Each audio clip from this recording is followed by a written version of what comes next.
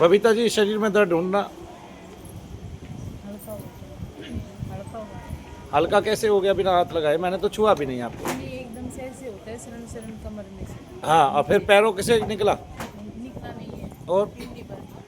पिंडलियों में है अभी? अच्छा, चल के आओ, देखो इसका मतलब दोष भरा हुआ है आपके शरीर में, पिंडलियाँ भारी होगी। अब बताइए, कमर से निकल के पिंडलियों में चला गया। डॉक्टर साहिबा, इसको क्या कहोगे आप?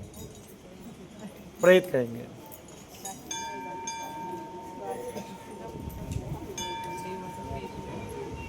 नहीं, डॉक्टरों को लोभ होता है ना, तो इसलिए प्रेत नहीं कहते हैं। लोभ नहीं हो तो प्रेत बता दे सारी दुनिया को।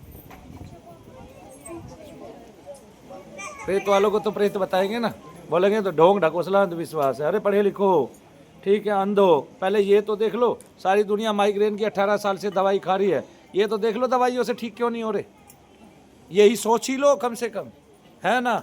अरे जब आपको सर में दर्द हो, अपना अंगूठा पड़ोसी से मुड़वा लें, अंगूठा, और अंगूठे में थोड़ी देर दर्द रखें, ऐसे मोड़ के, ऐसे मोड़ के थोड़ी देर दर्द रखें। आया समझ में? सर का दर्द कम हो जाए तो समझे प्रेत बाधा का दर्द है, सिर में पितृदोष का दर्द है, ये समझे। ये भी समझने में तुम्हें देर लगेगी क्या? अरे पढ़े लिखो, आंख बंद करो, ओम नमः शिवाय ओम का मानसिक जप करो। दर्द बढ़े तो समझ जाना, दर्द घटे तो समझ जाना पितृदोष प्रेत दोष है। दर्द उतना ही रहे तो समझ लेना कि तुम्हारी पढ़ाई लिखाई काम आ गई, अब तुम डॉक्टर के पास जाते रहो।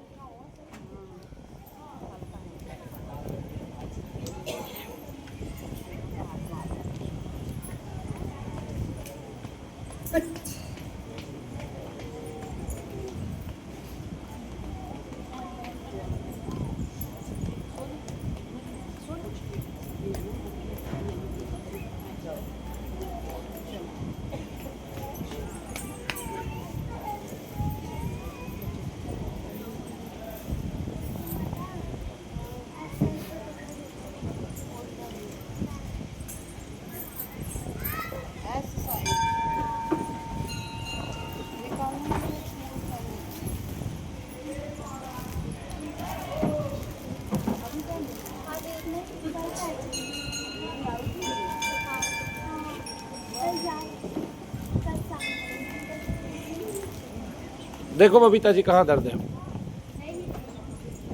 अभी पिंडलियां भरी है। अब दोष है ये, केवल आना है आपने, आके ऐसे ही हवन करा के ठीक। जैसे मैं चलती हूँ ना, जब ज्यादा दर्द होता है, एक ही पैर में होता है, अगर इधर से मैंने 2 चक्कर काट लिए तो एक आदमी लंगड़ा था, वो मर गया, उसके तत्व घूम रहे थे, तो उसके तत्व लंगड़े वाले ही हैं, ठीक है। उसका मन का वही संकल्प है, उसका स्वरूप भी वैसा ही बन गया, उसका आकार भी भगवान ने वैसा ही बना दिया। प्रेत योनि जस्ट मनुष्य के बाद मिलती है, और वो मनुष्य स्वरूप ही होती है, लेकिन बिंदु मात्र होती है, तो वो अपना आकार उतना ही बढ़ा लेती है।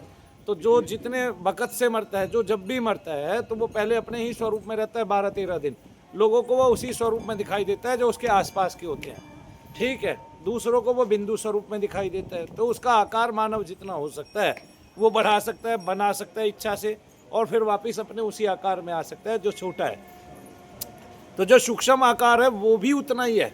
तो जब हम बिंदु को बढ़ा करके देखेंगे, जो देखने वाले हैं जिनकी सूक्ष्म दृष्टि है, तो वो प्रेत ही दिखाई देगा और मानव जैसा ही दिखाई देगा, और उसको आकार भी पता चल जाएगा कि आपके जितना है, आपसे बड़ा है और बड़ा है। अब वो शरीरों में घुस के जितना जिसको तड़पाता जाएगा, उतना उसका आकार विशाल होता जाएगा और बुरा बुरा बनता जाएगा, ठीक है। पूंछ जमाएगी, कांटे लगाएंगे, तो तेरे अंदर जो है उसका पैर खराब है। तो कुछ साल बाद, कुछ समय बाद, जब वो आपके अंदर रहते रहते बहुत समय हो जाता है, जब वो आपको पूर्ण रूप से ग्रहण कर लेते हैं, तो आप भी लंगड़े ही होके चलते हैं। ये बातें पता कितने लोगों को है? बहुत ही कम लोगों को पता है, क्योंकि ये लोग जो है लौकिक जीवन में रहते हैं, अलौकिक में नहीं रहते। अलौकिक जीवन के लिए उग्र तपस्या करनी पड़ती है, भगवान के पास जाना पड़ता है, भगवान का होना पड़ता है, लोगों के कष्टों में रोना पड़ता है, लोगों के लिए क्या करना पड़ता है? रुदन करना पड़ता है कि प्रभु मेरा ये जो शरीर है, इससे, इस मानव शरीर से किसी की थोड़ी सी सेवा करा लो। लोभ नहीं चाहिए, सेवा क्या चाहिए? सेवा, जय शनिदेव बोलो। चलिए, अशोक जी कौन है? अशोक जी